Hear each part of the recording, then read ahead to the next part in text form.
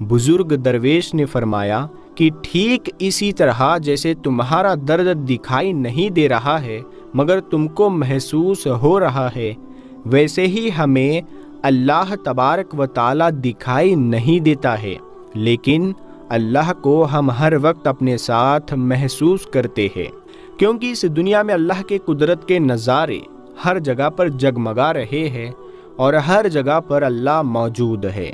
ये सुनकर वो पंडित कहने लगा, चलो मान लिया कि मेरे पहले सवाल का जवाब मुझको मिल गया, अब मुझे मेरे दूसरे सवाल का जवाब भी दे दीजिए। ये सुनकर वो बुजुर्ग बाबा बोले, तुम कहते हो कि जो भी करता है वो अल्लाह ही करता है, तो फिर किसी बुरे काम का कसूरवार कोई इंसान कैसे कहलाएगा? अब तुम्हारे सवाल का जवाब भी इसी इल्ज़ाम में मौजूद है जो तुमने मुझ पर लगाया है। जब सब अल्लाह ने किया है तो फिर इसमें मेरा क्या कसूर है? तुमने मुझ पर इल्ज़ाम क्यों लगाया है? तुमने मुझे काजी साहब के सामने क्यों लाकर खड़ा किया?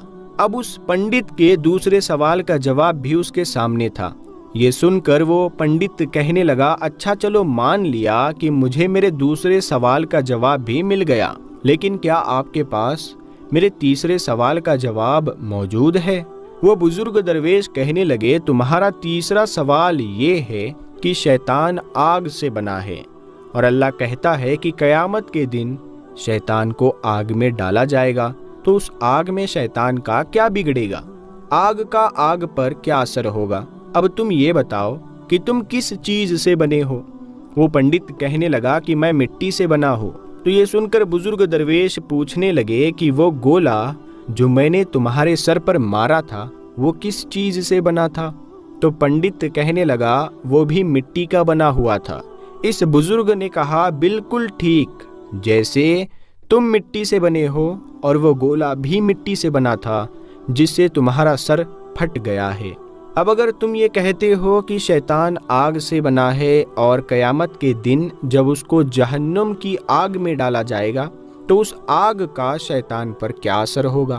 तो इस तरह से तुम्हें भी मिट्टी के गोले से कुछ नहीं होना चाहिए था, लेकिन तुम्हारा तो सर जख्मी हो गया। बिल्कुल ऐसे ही कयामत के दिन दोज़ख की आग शैतान को जलाकर राख कर देगी, शैतान को तड़पा कर रख देगी।